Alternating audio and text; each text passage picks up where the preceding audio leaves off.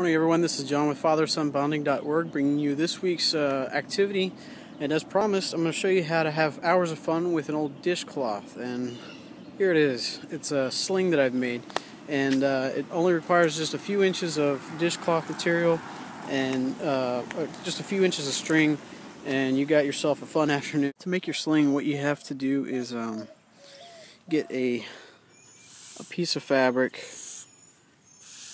roughly 2 inches wide by 4 inches long, and what you want to do is you want to poke two holes towards the end, about a third of the way of the cloth on the short side, and this is where you're going to thread your string. So basically what you do is let's say that this is the inside of our patch.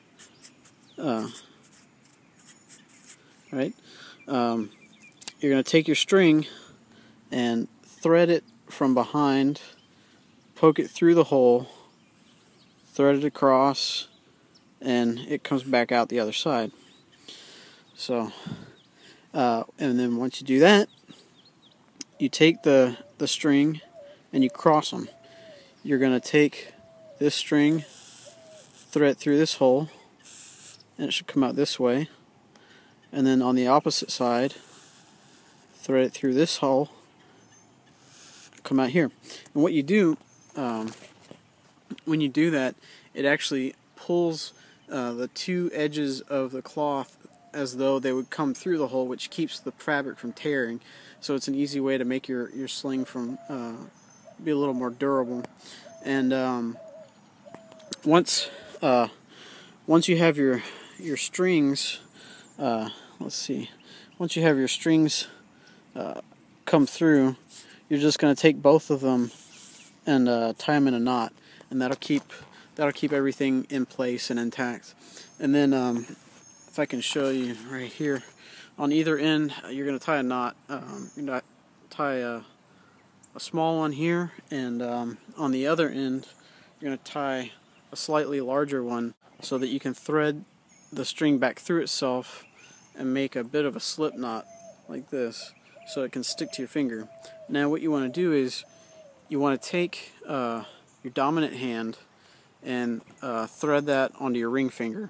So I'm putting it on my right hand ring finger, and then from there you're going to hold the other knot, and as you swing you release the knot, and the projectile goes. Now if you're in an area where there's not a lot of space, I'm in a nice area, there's plenty of woods in this little park area that I've gone to do this kind of thing. But if you have an apartment and you live in the city, there's no real place to go. Either you can find a park, or you can do the same thing with just paper balls or Nerf balls, whatever. The principle applies the same way.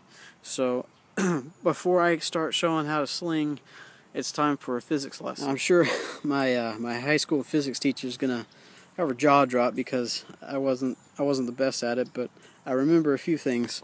So what happens when an object is going on a sling? All right, so here's our sling, and all right, and here's the rock. It's traveling in an orbit. I failed art too. So there's two forces at work here. There's a vertical force and a horizontal force. So for our horizontal force,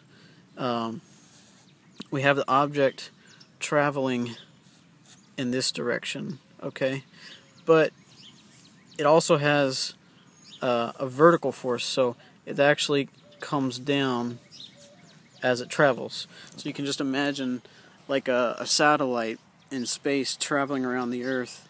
When it gets up into space, it's got the rockets provided that horizontal speed that keeps it in orbit, and then gravity is the force trying to pull it back down. So it's in a continual state of free fall and that's what keeps it in orbit. So for the sling, the same principle applies.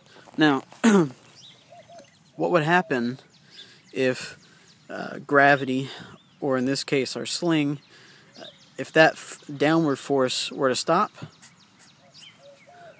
Well, it would just keep going in this direction. Now that's in a zero gravity environment, so keep in mind the object's also going to fall back down to the earth. But so once you swing it around and you let go, the object will travel. Now this is for a perfectly circular orbit path, but it's really hard to achieve that kind of a spin on the sling.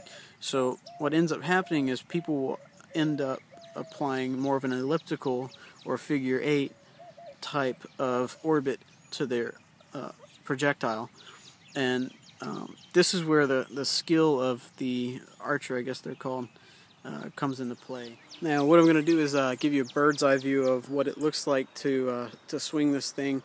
I only got 2 hands, so bear with me. So you can see I set the little rock in the pouch, got it threaded up in my hand and ready to go. So what I'm going to do is, easiest way I found is let it swing back and forth, alright, and then bring it up and over and down. Alright.